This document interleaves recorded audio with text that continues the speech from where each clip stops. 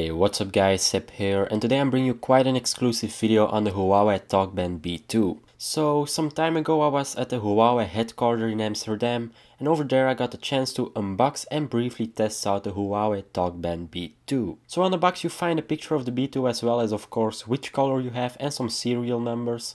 You also have some information regarding its water resistance and what features it has and which version of which OS you need to install the companion app. And there's good news for iOS users out there, since on the box it also says you need iOS 7 or above. So in other words, the TalkBand will work with your iPhone. To open up the box we just have to slide it out of its paper cover and simply just open it. We then see the device at the left side and some information about what it is capable of tracking on the right side. And after pulling up the flap we then can take out the B2. But before doing so, let's have a quick look at what else comes in the box. At the right side we then find some ear tips, more on that later. Under that we then also have a tool to switch bands, a micro USB cable and an extra wristband. Looking at the B2 itself, you can see I have the gold model in front of me, and the first thing I noticed about it is that when the display is turned off, you just can't see there is a display, since the display itself also has a gold coating to it. I must admit I'm impressed by that. Now, besides of having a display on the front, on the right side you can find the only button on the B2 itself,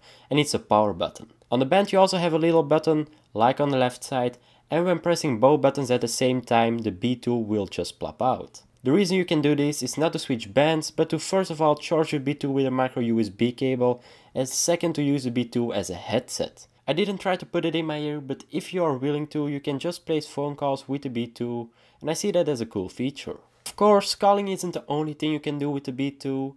It also is capable of keeping track of your steps, burned calories, distance traveled and sleep. But you do need to install the companion app before being able to do so, and after downloading the app you will get some easy steps to set up the B2, and afterwards you are ready to go. In the app you will also get an overview of everything the B2 keeps track of in an attractive and easy to understand way. And when willing to update your data in the app, you simply need to pull down in the app and it will start syncing the data between the B2 and your phone. In the app you also have an activity reminder that will remind you to move after a certain amount of time of inactivity.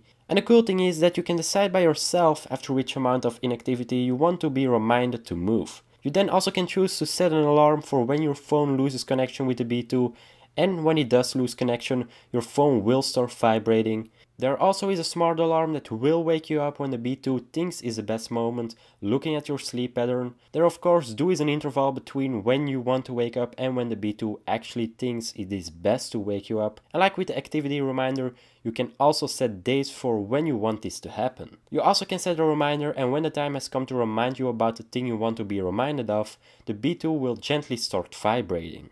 Now the B2 also feels quite good when wearing it. It's almost like it isn't there because it's that light. The size also was just perfect for me, since it had just the right curve to fit around my wrist. Putting it down with this band also went very easy, since all you had to do was open the band by pulling and then just put it around your wrist and push everything back in the right place. On the B2 you then can have an overview of time, date, Bluetooth and battery level. And when swiping down you then also have all your steps, the calories you've burned, the time you've slept, and another thing I didn't completely figure out what it was, but I guess it had something to do with running. And another cool thing is that when the display is off and you move your wrist to your face, the display will turn on.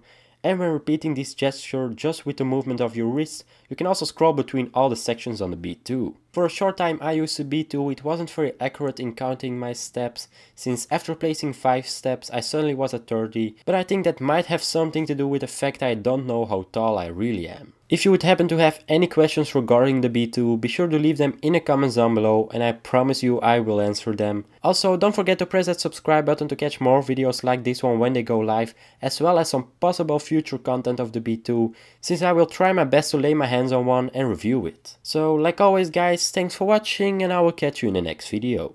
Peace.